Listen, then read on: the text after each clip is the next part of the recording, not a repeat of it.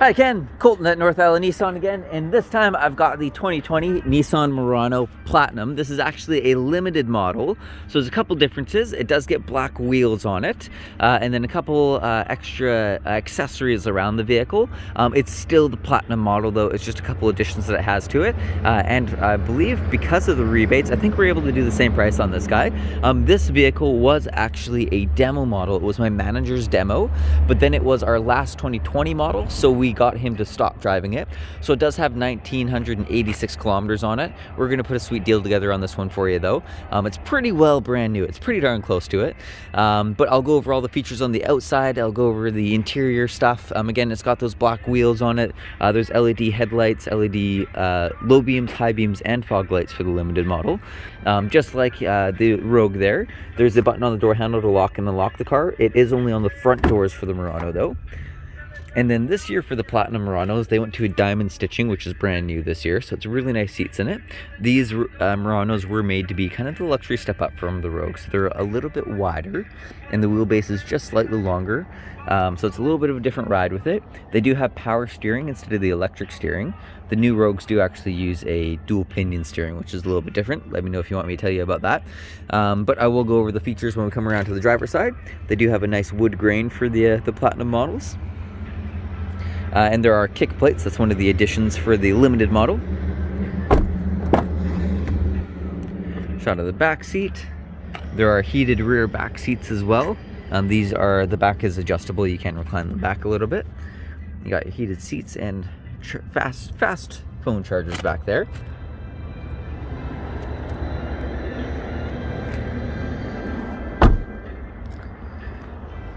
And then the little bumper guard on the end there is also an addition for the limited model. And then we've got the privacy cover back here as well. A little bit more space than the Rogue. It's a little bit wider. The Rogue stops at about here.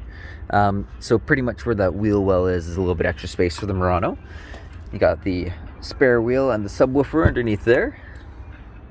And there are also, just like the Rogue, there are levers that do fold the seats down there too. So you do have those on either side.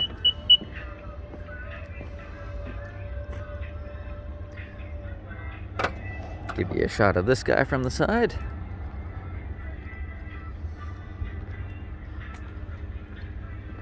Awesome. Now going into the interior, on the driver's side, very similar to the Rogue, we got our power locks windows and mirror controls. You do still have the seat settings there, and your power seat controls, front, back. You can raise it up and down. That middle one's for the backrest, and then that is your lumbar control. To the left of the steering wheel is our heated steering wheel, traction control. That one will open the back lift gate. And this is the sounds for your safety shield, which is all the safety features that Nissan has in their vehicles. I'm going to start it up, foot on the brake, hit the button. I'll start it up there.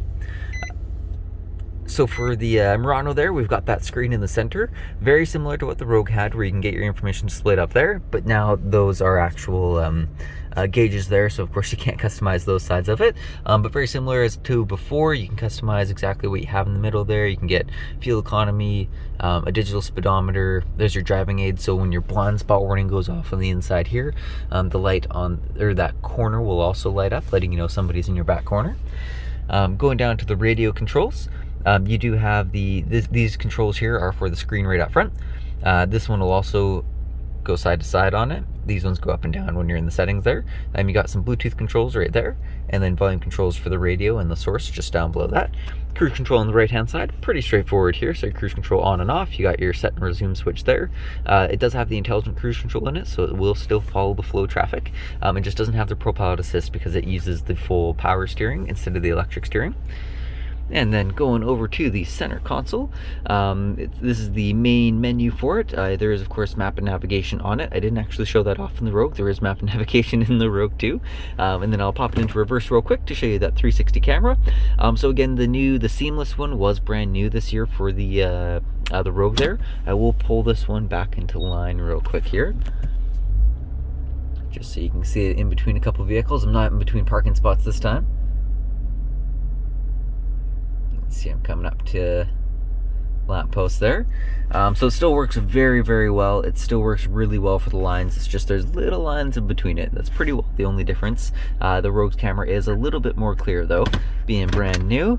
And then you got your dual climate control, so you can set a different temperature for each side of the vehicle. Similar to the Rogue, they've got all their soft touch material. It actually feels like a little bit extra padding on the center console for the Murano. And then on the side, they still have that nice soft touch on the side. So if you got longer legs and you rest your leg up there, it's still nice and comfortable for you. As well as, of course, the armrest here. It's a nice soft touch material there too. So for the Murano, I did mention this in the last video, but you've got the heated seats over to the right, but you also have the air-conditioned seats to the left, and that's one feature the Rogue doesn't have, which can be very nice in the summertime. There are perforated leather seats, so even without them, they do stay pretty cool in the summertime, but it's never a bad thing to have when it's screaming hot, when it's 30 or 40 degrees out there. There is still the intelligent remote start, so with the intelligent remote start, it will it'll adjust the temperature inside according to the temperature outside, so it doesn't just go to the last temperature you had set. So if you had your air conditioning on in the evening because it was sunny out, but in the morning everything's frosted over, it's still automatically going to turn your heat on for you. You don't need to set it to heat beforehand, so that's really nice. I've got that in my car now, and it's been an amazing feature to have for sure. You've got the 12-volt plugins down there, couple chargers, a little bit of a bigger center console for sure. A bit of a 12-volt, or there's a 12-volt plug-in in there. And yeah, and of course you still got that panoramic. Let me go to the wide view here. So you still got that panoramic moonroof in the back. Again, this front panel here opens up. And yeah, the Muranos are very nice vehicles. Again, a little bit wider. They of course get more power with the 3.5 liter V6 engine in them. They've still got the Bose audio and everything like that. So they're very, very nice vehicles. We've always done really well with the Muranos here. So they're both really nice. The Rogue offers a 4-cylinder with the new package in it. The quality in it is definitely up to the Muranos level now. They've really stepped it up from the previous model Rogues, but that doesn't mean the Murano's still not nice at all. It's a nice vehicle if you like the more power, especially coming from a Hemi and your Ram. Totally understand that. As with the last video, if there's anything in this vehicle that I may have missed that you do want to see, just let me know and I'll throw another video together for you. But I hope you enjoyed this one. Have a great rest of your day. Thank you very much for watching, Ken. Goodbye.